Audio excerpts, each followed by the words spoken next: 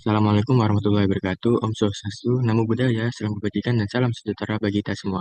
Saya Sandika Wahyu Pertama dengan NRP 20402403 dari kelas C. Baik, di sini saya akan membuat video refleksi mengenai bencana yang ada di Aceh dan Sumatera. Jadi belakangan ini Aceh dan Sumatera yang meliputi Sumatera Utara dan Sumatera Barat yaitu terkena bencana banjir bandang dan tanah longsor. Di sana bukan hanya sekedar tentang air dan lumpur, melainkan sebuah bencana yang disiapkan akibat atau ulah manusia itu sendiri. Di satu sisi lain, yaitu ada korban jiwa yang sangat tragis, infrastruktur yang sangat hancur, dan ribuan warga yang terisolasi dalam krisis pangan dan sanitasi.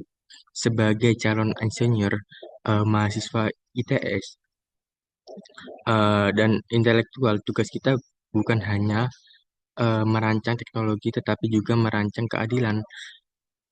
Jadi, hari ini kita melakukan video refleksi kritis, apakah nilai-nilai Pancasila masih menjadi kompas atau petunjuk yang menuntun kebijakan di tengah krisis teknologi, krisis ekologi saat ini.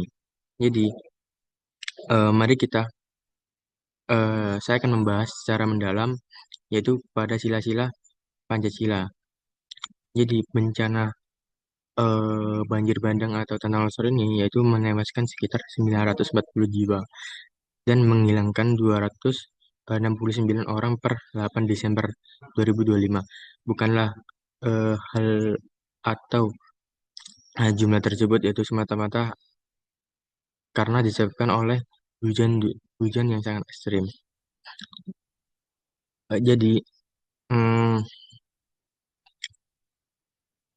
oleh kerusakan bumi dan hulunya. Ini adalah akibat dari deforestasi dan akibat fungsi lahan skala yang besar menjadi perkebunan sawit dan kayu. Kemudian hilangnya 50.000 hektar hutan yang menghilangkan fungsi dari alamiah dasi itu sebagai penyerapan air dan lemahnya tata kelola kawasan lindung yang membiarkan koperasi merusak. Kemudian ada selanjutnya yaitu penderitaan dan gap keadilan di lapangan, yaitu eh, ketersolasian total, yaitu warga yang dilangkat atau terpenuhi tanah dan terputus oleh bantuan. Yang kedua, krisis dari sanitasi dan kesehatan yang sudah disebut tadi, dan layanan publik. Jadi, refleksi dari Pancasila yaitu sendiri, yaitu pada sila pertama, ketuhanan yang Maha Esa, yaitu makna dari eh, atau refleksi dari sila tersebut, yaitu sila ini mendapatkan alam sebagai ciptaan suci dari Tuhan Yang Maha Esa, dan alam juga merupakan amanah yang harus kita jaga dan lindungi. Penghormatan terhadap Tuhan seharusnya termanifestasi dalam penghormatan terhadap alam semesta dan ekosistemnya, yaitu jadi poin penting dari sila Pancasila yang pertama yaitu etika dalam menjaga lingkungan, yang kedua yaitu kesadaran holistik yaitu menjaga lingkungan bukan hanya urusan dinas kehutanan, tetapi manifestasi ketataan spiritual yang paling mendasar. Sila kedua yaitu kemanusiaan yang adil dan beradab. Jadi makna dari sila kedua ini yaitu kemanus kemanusiaan itu menuntut pada pengakuan harkat dan martabat serta individu serta perlakuan yang adil dan beradab. Jadi poin penting pada sila kedua yaitu keadilan keadilan distributif, yaitu terdapat ketidakadilan struktur di mana keuntungan segelintir koperasi ditukar dengan penderitaan nyawa 940 keluarga yang kehilangan jiwa. Yaitu, kedua yaitu aksi heroik dari sebagai adab, yang ketiga yaitu jaminan martabat. Untuk sila ketiga yaitu persatuan Indonesia, yaitu maknanya itu persatuan dalam arti yaitu ikatan solidaritas dan melampaui batas geografis dan identitas. Pada duka di Sumatera adalah duka seluruh Indonesia, yaitu kita sebagai warga Indonesia yaitu harus mempunyai jiwa solidaritas yang tinggi poin penting dari sila ketiga yaitu gotong royong nasional ya, yaitu solidaritas, upaya pemulihan untuk saling menguatkan satu sama lain. Kedua adalah kohesi kebangsaan. Untuk sila keempat sendiri yaitu kerakyatan yang dipimpin oleh hikmat kebijaksanaan dalam permusyawaratan perwakilan. Makna dari sila ini yaitu kebijaksanaan negara harus dilandasi oleh akal yang sehat, yang bijaksana, hikmat, dan mengutamakan kepentingan rakyat, rakyat yang banyak, bukan kepentingan golongan. Jadi secara teknis penebangan secara ilegal itu sangat tidak diperbolehkan, apalagi merusak ekosistem hutan itu sendiri.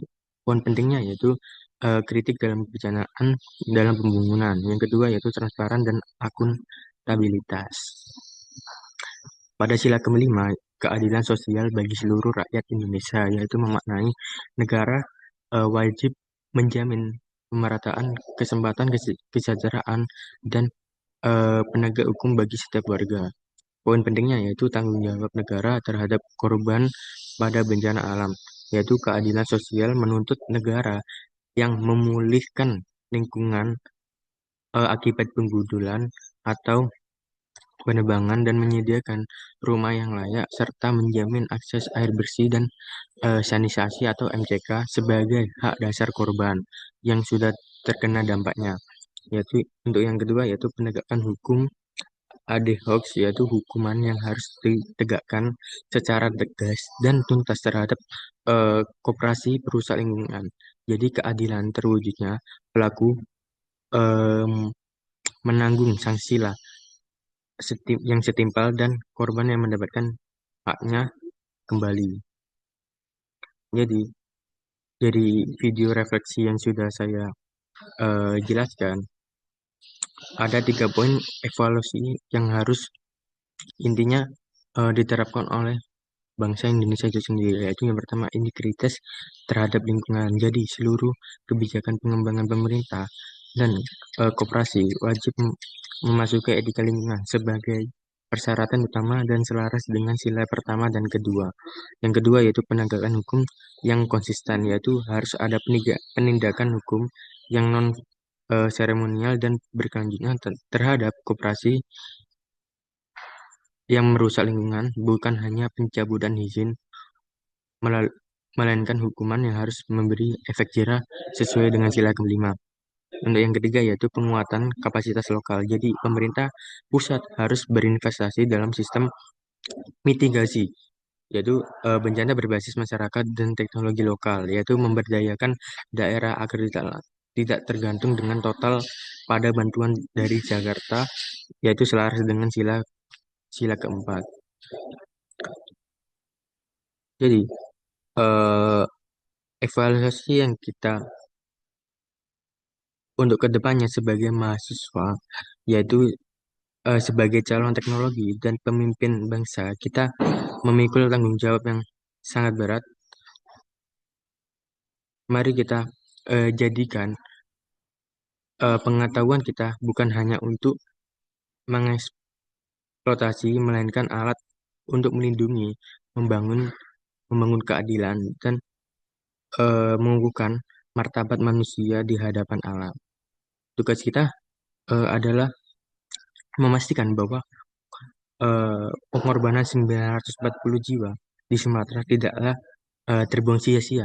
Kita harus menjadi generasi yang mengembalikan nilai-nilai yang ada di Pancasila pada eh, pada rel aksinya. Terima kasih. Mari kita bergerak untuk mewujudkan lingkungan yang eh, kembali seperti semula.